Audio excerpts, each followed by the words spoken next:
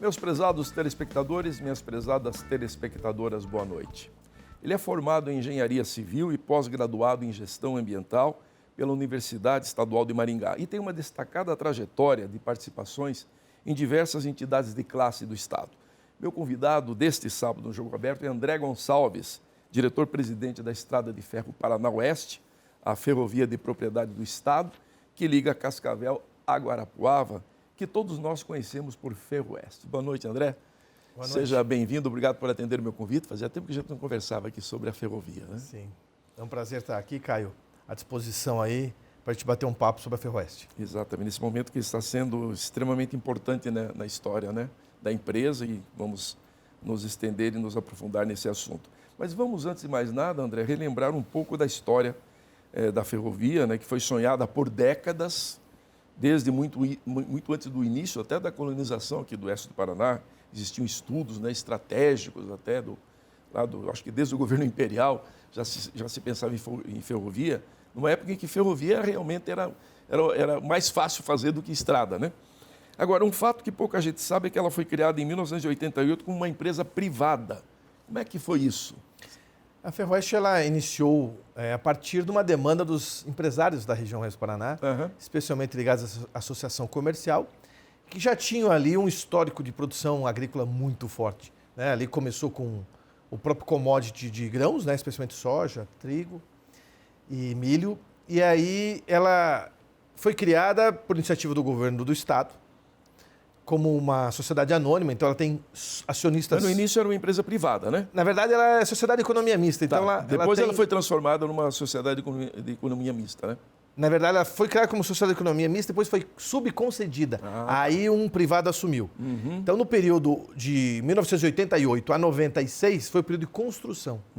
A partir daí, o governo fez uma subconcessão para a operação da linha do trecho Cascavel-Guarapuava e da gestão do terminal de Cascavel. E por 10 anos ficou sob a gestão de uma empresa privada, um consórcio operador ferroviário. Certo. Então era uma empresa totalmente privada nessa Nesse fase. Período, nesse sim. período, né? Agora, os trilhos começam a ser assentados em 91, né? E as obras são concluídas em 94. Ou seja, nós estamos há exatos 30 anos, né? Ela foi inaugurada.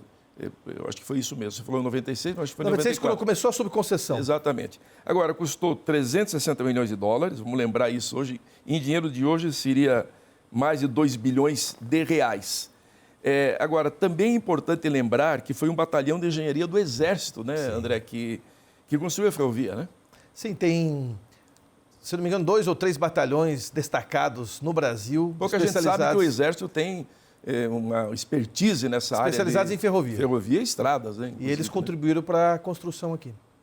Agora, André, qual é a importância da Ferroeste com seus 248 quilômetros, né, entre Cascavel e Guarapuava, para a logística do transporte de cargas do oeste do Paraná para o Porto de Paranaguá? Bom, a gente entende que esse seria ser o principal modal de transporte de cargas para, especialmente, exportação dos produtos aqui do oeste do Paraná. Então, a gente começa com esse ideal. Certo. E tem o grande desafio de que a Ferroeste não chega diretamente dos portos, seja do Paraná ou de Santa Catarina, e ela precisa, sim, adentrar num trecho ferroviário com um operador privado.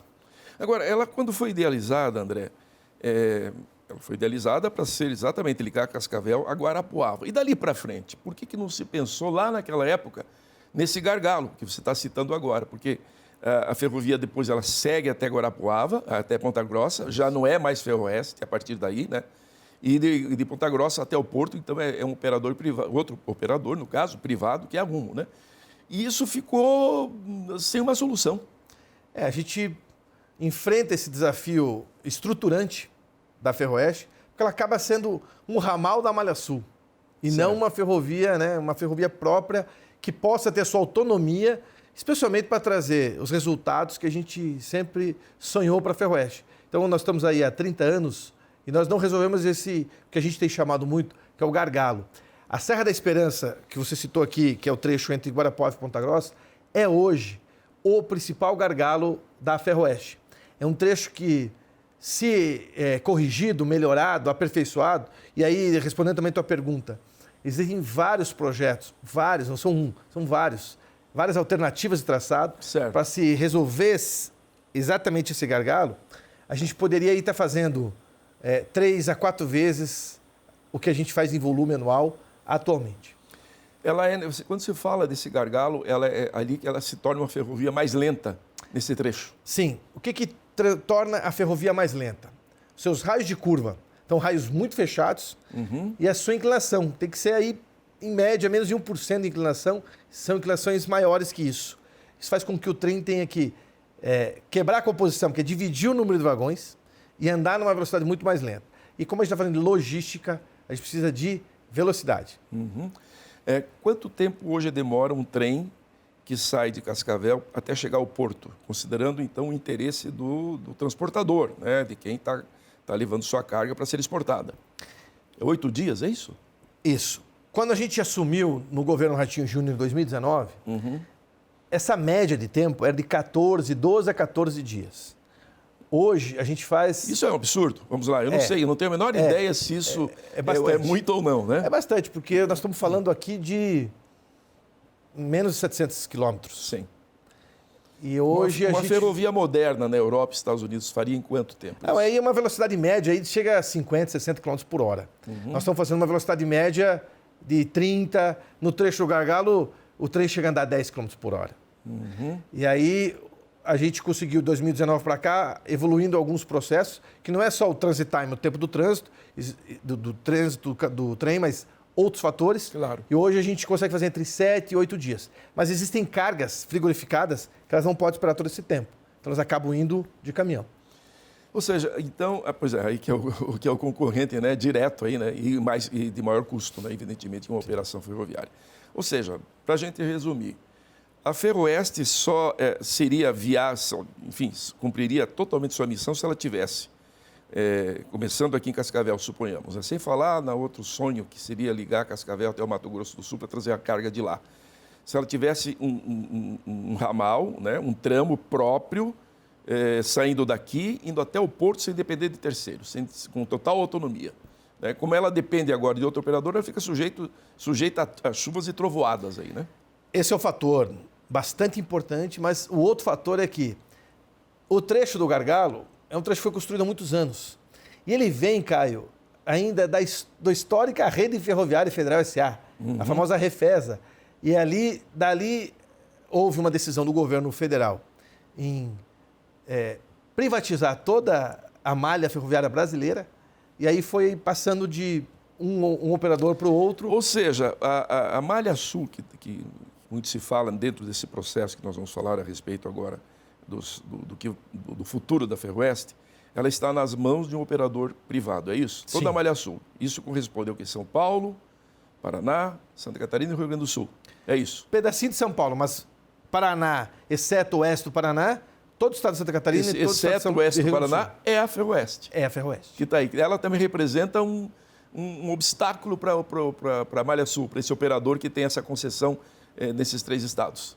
Ela acho que desperta o interesse, né? O que hoje está muito... Eles não precisam dela. Não, acho que até poderiam precisar. O que está muito em jogo hoje é que eles precisariam fazer um investimento no gargalo, porque esse trecho do gargalo Sem Esperança é da concessão. Mas é uma concessão, Caio, está acabando agora em 2027 o contrato. Então, dificilmente um operador vai investir bilhões agora, né, nesse num momento, contrato que acaba daqui 2 anos e claro, pouco. certamente eles têm interesse em continuar, mas aí é outro jogo, né? Licitação e tal. Bom, só a gente lembrando aqui que através dos trens e vagões da empresa são escoados anualmente 1 milhão de toneladas e meia de grãos, como soja, milho, trigo, você já mencionou um pouco isso, além de farelos e contêineres com proteína animal. Essa operação é lucrativa, André?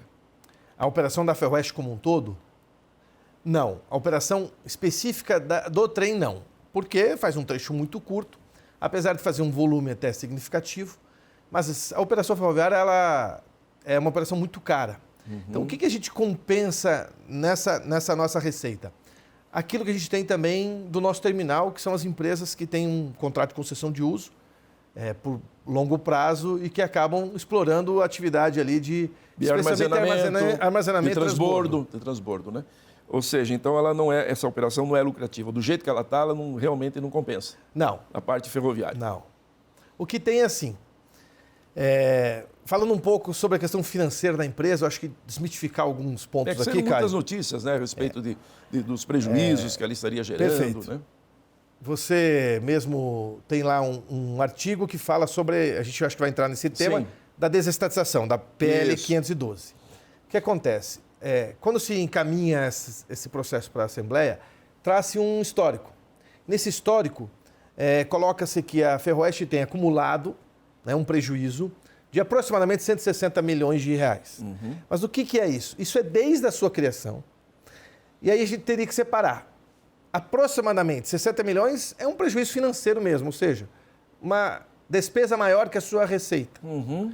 E os 100 milhões, ele vem de uma depreciação contábil do próprio poder concedente. Então, qualquer operador ferroviário, ele tem nos seus ativos que aplicar uma depreciação. Como se fosse no teu carro, anualmente ele deprecia. Como qualquer empresa faz isso, né, na sua declaração anual do imposto de renda. No carro, a tabela FIP determina o valor. Então, a NTT, que é a agência que controla isso, ela obriga que você, na tua contabilidade, baixe. E interessante porque não é uma conta lá, uma fórmula, mas não distingue o tamanho da concessão. Então, quem tem 1.000, 2.000 quilômetros é a mesma fórmula para quem tem 250, que é o nosso caso. O que a gente conseguiu em termos de lucro para também explicar um pouco melhor alguns resultados que o governo do Paraná falou positivo sobre a Ferroeste? Eu vim aqui no teu programa falar isso. A gente chama de lucro operacional. Significa que nos 5 primeiros anos, especialmente nos 3 primeiros, nós tivemos uma receita financeira maior que a nossa despesa. Isso fez com que a gente gerasse um caixa e que nos últimos 5 anos a gente não pedisse nenhum aporte do governo, que é o nosso acionista majoritário, para pagar as contas da empresa.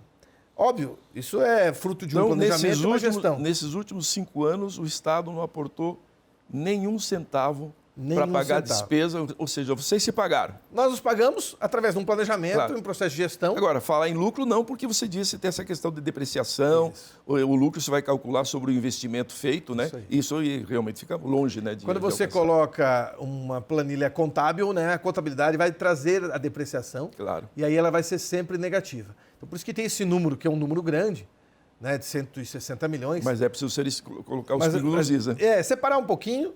Mas mostra, sim, claramente, né, que a Ferroeste ela precisa de uma solução eficiente. Porque nós vamos falar sobre ela vai continuar nisso. Nós vamos falar sobre ela no próximo bloco, quando abordaremos, então, aí o projeto de desestatização da Ferroeste, aprovado pela Assembleia, sancionado pelo governador, é de autoria até do Poder Executivo. E o André vai nos explicar melhor isso. Até já.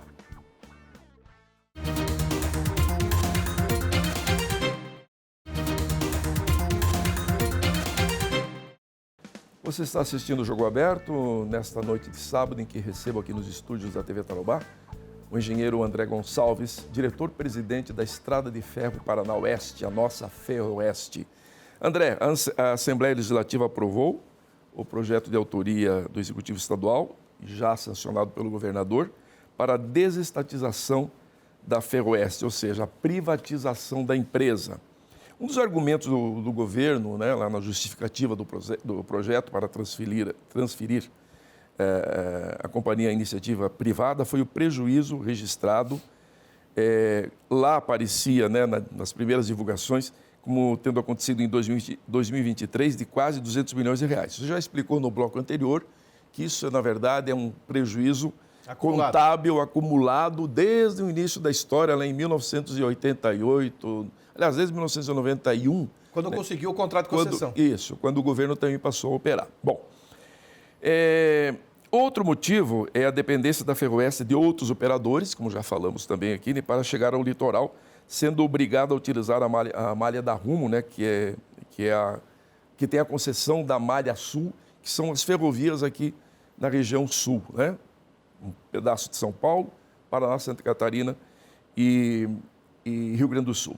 Bem, por que então a ferrovia está sendo, se ela não está evidentemente gerando lucro, ela também não está dando prejuízo, né? Vocês estão se pagando as contas sem precisar de dinheiro do governo do Estado. Por que, então, privatizar a ferrovia? Bom, acho que o ponto principal é, como a gente fez o histórico no início, qual o principal objetivo de se criar a Ferroeste? Atender de forma eficiente o setor produtivo. Uhum. E apesar de 2019 para cá, Caio, na gestão Ratinho Júnior, no trabalho que a gente colocou lá, a gente não ter solicitado nenhum recurso ao acionista, a gente ter conseguido ter lucro operacional. E mais um ponto importante, nós conseguimos investimentos da ordem de 25 milhões através de contratos comerciais, acordos judiciais, situações pendentes que ajudaram a gente a transformar esse investimento para a própria ferrovia. É uma questão financeira importante, mas quem está lá com a carga, especialmente as empresas, elas dependem de uma eficiência maior do setor produtivo. Ou seja, que a ferrovia possa ser eficiente. E o Estado, por si só, não consegue fazer isso. Uhum. Então, esse passo, e aí volto aqui, os governos anteriores ao nosso atual governo, Ratinho Júnior, também buscaram essa solução, Sim. você sabe disso? Sim. Só para a gente contextualizar, na gestão do governador Beto Richa, houve tratativas até para um plano ambicioso de ampliação da Ferroeste, envolvendo os estados do Mato Grosso do Sul e de São Paulo. Até os governadores se reuniram para conversar sobre isso, né? Que a ideia era aquela, que já sempre saiu na imprensa, de construir um ramal desde Maracaju, né?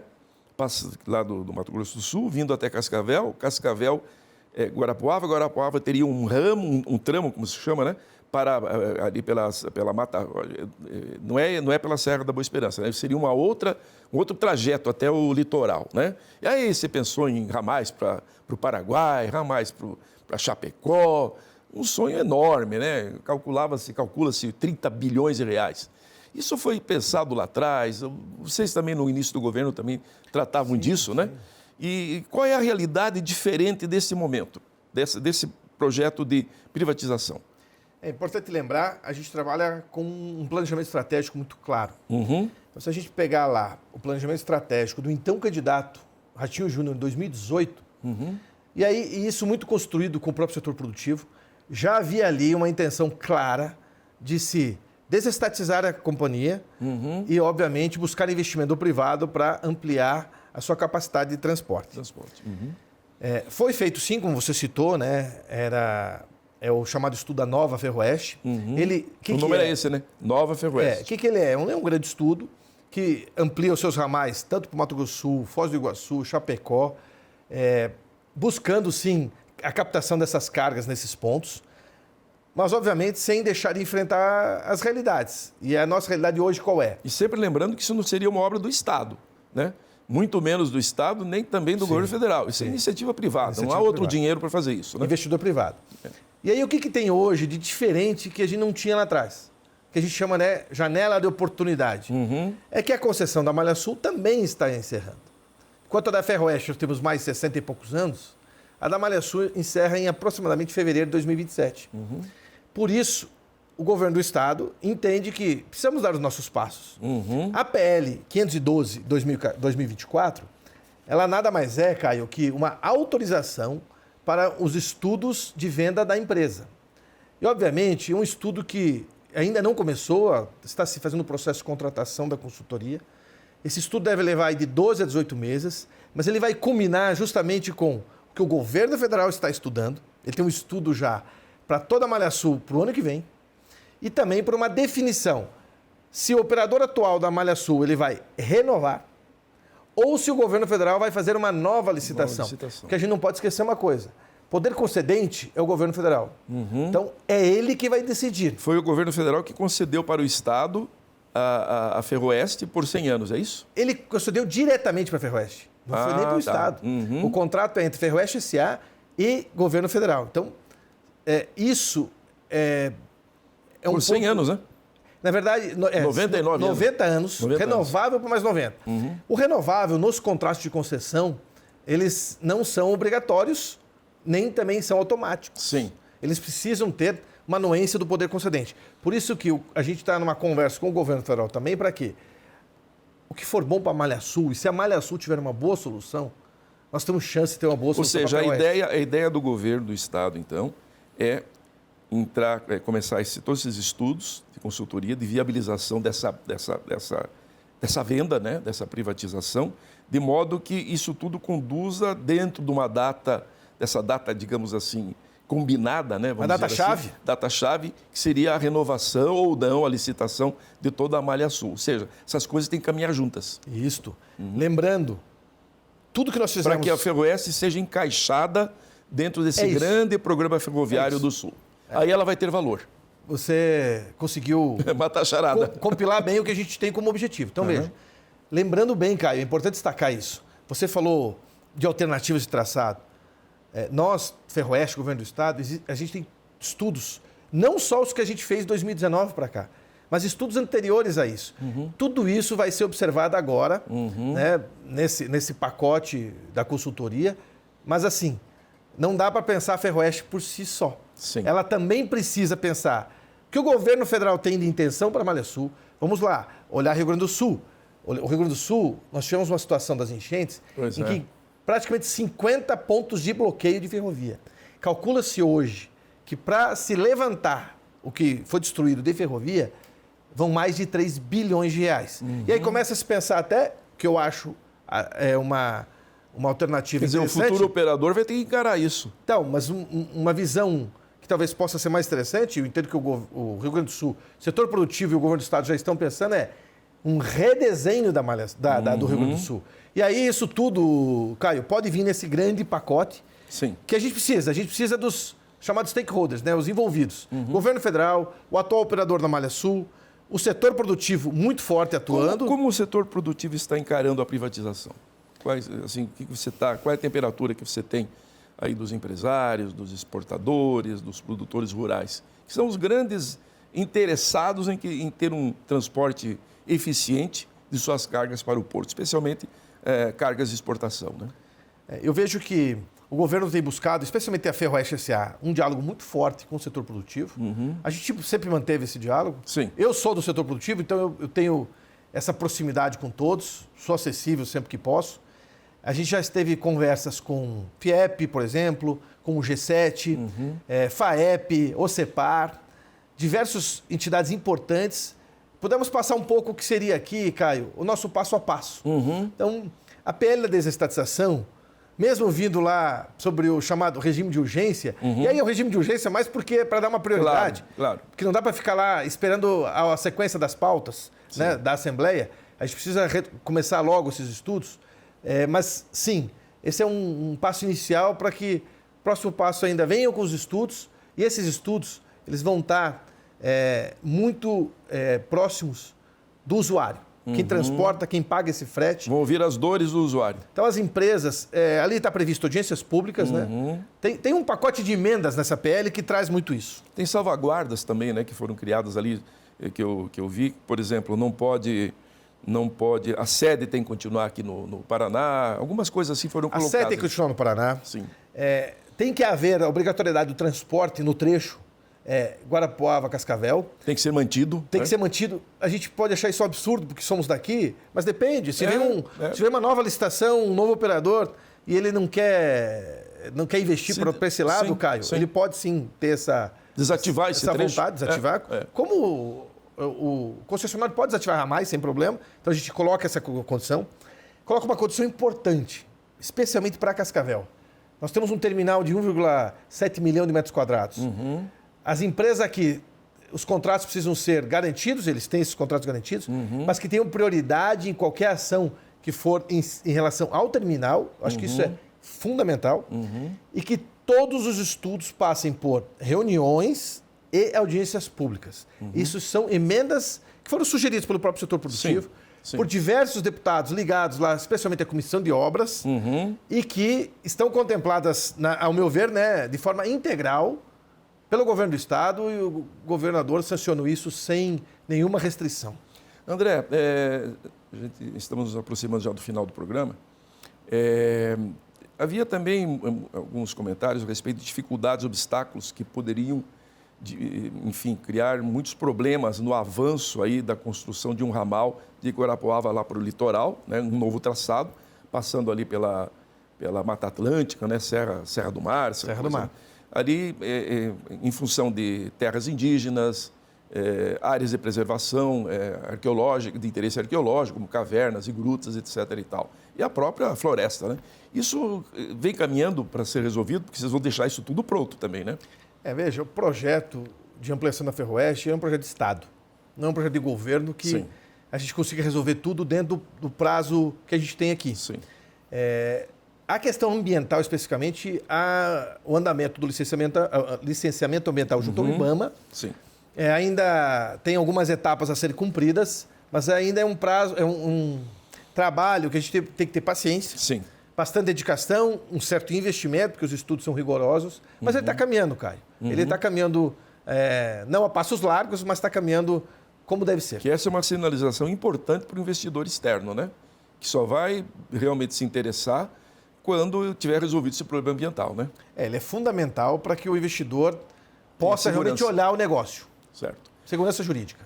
Ok, sucesso então para a nova fase da Ferroeste, né? Que será de interesse, como você falou, interesse do Estado, né? Governo, ser o dono ou não dono. Na verdade, ela é importante para a economia do Paraná, sempre tem sido importante, né? Como alternativa até ao transporte rodoviário, sempre muito mais caro, mas ela inserida num contexto realmente de uma grande operação ferroviária aqui no Sul será extremamente benéfica, né, para o setor produtivo. É isso que a gente deseja, contando sempre com o apoio da própria imprensa, do setor produtivo, iniciativa privada. O governo está aberto ao diálogo e ouvindo essas demandas são importantes. A gente espera sim, Caio. É uma janela de oportunidade única. E a gente espera ter êxito nesse processo. Obrigado. Falaremos mais sobre isso oportunamente. Com certeza. Eu tive o prazer de receber no Jogo Aberto deste sábado o engenheiro André Gonçalves, diretor-presidente da empresa Paraná, Estrada de Ferro Paraná Oeste, a nossa Ferroeste. Obrigado pela audiência, bom domingo a todos e até o próximo sábado.